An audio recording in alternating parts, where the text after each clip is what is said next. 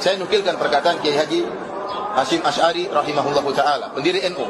Dia punya buku judulnya At-Tanbihat Al-Wajibat Liman Yasna'ul Maulid Bil Munkarat. Peringatan yang wajib bagi orang yang melakukan maulid dengan kemungkaran. Kenapa? Karena dia melihat orang-orang melakukan maulid dengan kemungkaran. Dan dia mengatakan maulid yang modelnya seperti ini tidak boleh dikerjakan. Bahkan kalau ada orang kumpul-kumpul uang untuk bikin maulid seperti ini tidak boleh kasih. Karena itu ta'awun 'alal itsmi wal 'udwan. Kerjasama dalam kemungkaran. Pada Senin malam 25 Rabiul Awal 1355 Hijriah, sungguh aku telah melihat sebagian dari kalangan para penuntut ilmu di sebagian pondok telah melakukan perkumpulan dengan nama perayaan maulid.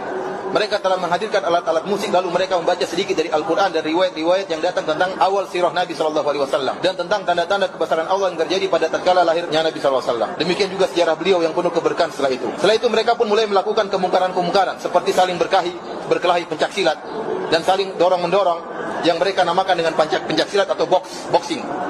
Jadi acara maulid ada acara apa? Pencaksilat. Kata dia ini kemungkaran. Yang bilang ini siapa?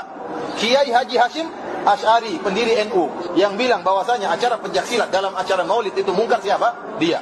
Dan memukul-mukul rebana, semua itu mereka lakukan di hadapan para wanita ajnabiyah, bukan mahram mereka. Sebenarnya pencaksilat boleh, tetapi tatkala dikerjakan di hadapan para wanita ajnabiyah, kata dia tidak boleh. Lihat bagaimana mereka dulu, para ulama dahulu seperti Kiai Haji Hasyim Asy'ari ketat dalam masalah ikhtilat. Ini sudah tidak ada sekarang, atau hampir tipis, sudah hampir enggak ada. Sekarang orang bebas saja, ya. Mau laki-laki perempuan campur, mau.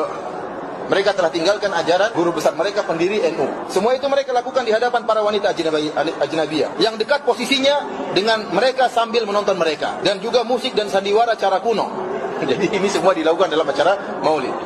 Dan juga permainan yang mirip dengan judi serta bercampurnya ikhtilatnya para lelaki dengan wanita. Juga nari-nari dan tenggelam dalam permainan dan tertawa. Suara yang keras dan teriakan-teriakan di dalam masjid dan sekitarnya.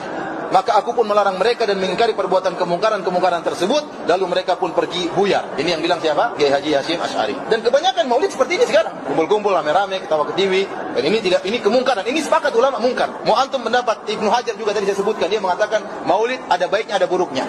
Syaratnya maulid boleh dikerjakan kalau baik saja. Kalau ada buruknya maka tidak boleh. Tadi Ibnu Hajar sudah bilang. Dia bilang boleh maulid tapi ada syaratnya. Kemudian beliau berkata setelah itu, dan tatkala perkaranya sebagaimana yang aku sifatkan dan aku takut perbuatan yang menghinakan ini akan tersebar di banyak tempat.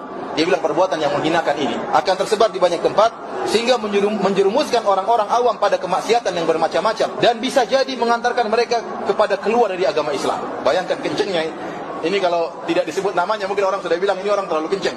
Ternyata dia yang nyebutin siapa? Haji Hasyim Asy'ari rahimahullahu taala. Dia mengatakan perbuatan-perbuatan seperti ini bisa mengantarkan orang keluar dari Islam. Maka aku menulis peringatan-peringatan ini sebagai bentuk nasihat untuk agama dan aku memberi pengarahan kepada kaum muslimin.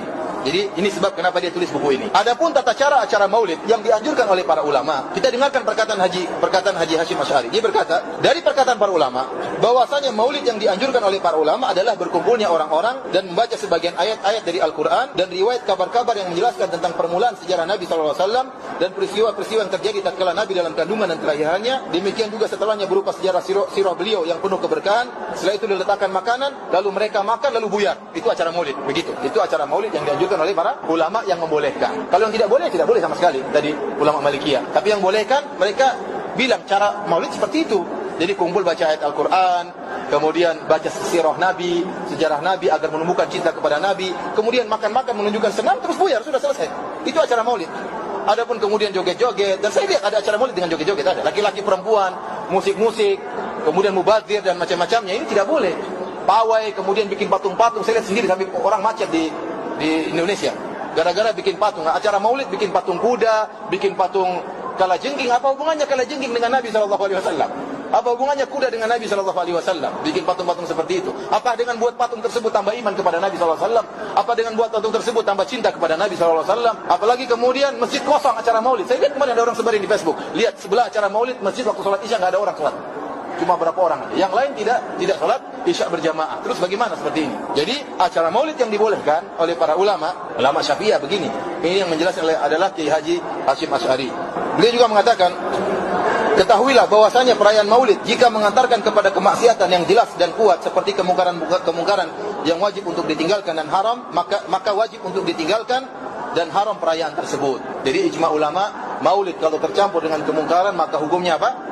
Haram. Kemudian juga beliau mengatakan, mengeluarkan uang untuk acara perayaan maulid, maksudnya maulid yang bercampur dengan kemungkaran, menjadi haram dikarenakan hal ini merupakan bentuk membantu pelaksanaan maksiat. Ini tidak boleh. Jadi kalau kita tahu orang bikin acara maulid, kemudian nanggap artis, nanggap nyanyi dangdut acara maulid, musik-musik, kemudian dia minta uang di rumah-rumah, maka tidak boleh. Ini perkara yang pertama saya katakan, bahwasanya acara maulid kalau perkaranya haram, maka sepakat ulama tidak diperbolehkan. Kedua, apalagi acara maulid tersebut mengandung perkara-perkara yang khurafat, seperti meyakini Nabi ikut hadir dalam acara maulid. Dan ini keyakinan sebagian orang-orang Sufiyah. Mereka meyakini roh Nabi bergentayangan di mana-mana. Dan saya baca buku-buku seperti ini. Dan Nabi hadir dalam acara-acara perkumpulan maulid. Jadi kalau ada acara maulid, ada acara berdiri menyambut kehadiran Nabi SAW. Ini khurafat, tidak boleh seperti ini. Nabi dalam kuburannya, kemudian rohnya tidak bergentayangan, tidak. Kalau ruhnya bergentayangan, ya, maka yang paling utama untuk Nabi temui adalah putrinya Fatimah, atau bertemu dengan istrinya Aisyah, atau bertemu dengan sahabatnya Abu Bakar. Kenapa ruh Nabi tidak bertemu dengan mereka, kemudian datang acara maulid di zaman sekarang ini?